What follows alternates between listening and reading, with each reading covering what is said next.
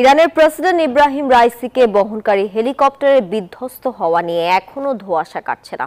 এখনো নিছক দুর্ঘটনা বলা হলেও ইরানিদের সন্দেহ এর পেছনে হাত আছে ইসরায়েল আর যুক্তরাষ্ট্রের।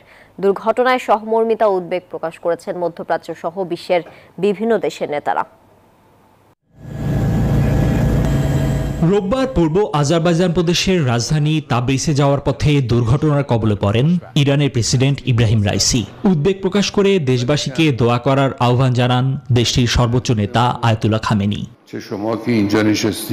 মোটা দাগে নিছক দুর্ঘটনা বলা হলেও বেশিরভাগ ইরানি মনে করেন এর পেছনে হাত আছে ইহুদি রাষ্ট্র ইসরায়েল ও মার্কিন যুক্তরাষ্ট্রের।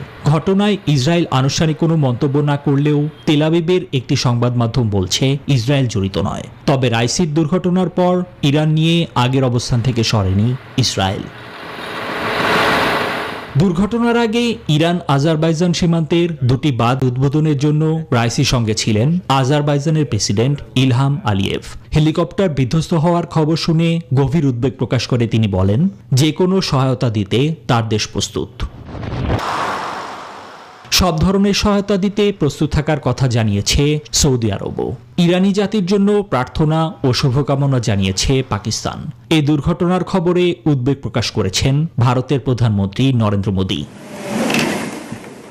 এ বিষয়ে সব ধরনের সহযোগিতার আশ্বাস দিয়েছেন তুর্কি প্রেসিডেন্ট রিসেপ তাইয়েপ এরদোয়ান। এরই মধ্যে পাঠিয়ে দিয়েছেন বিশেষজ্ঞ দল। রাইসির হেলিকপ্টারের খোঁজ করছে তুর্কি ড্রোন। অনুসন্ধানে সহযোগিতা করার জন্য 47 সদস্যের একটি বিশেষজ্ঞ উদ্ধারকারী দল ও হেলিকপ্টার পাঠিয়েছে রাশিয়া। নিবির আমিন, নিউজ 24।